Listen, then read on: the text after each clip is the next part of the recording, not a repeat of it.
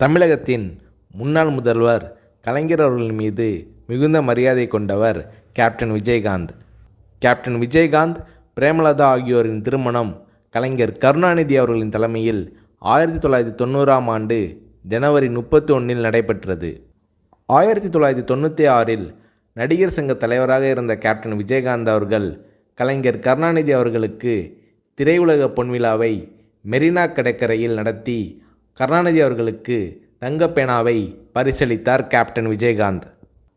கருணாநிதி அவர்களும் விஜயகாந்த் அவர்கள் மீது மிகுந்த அன்பு கொண்டவர்.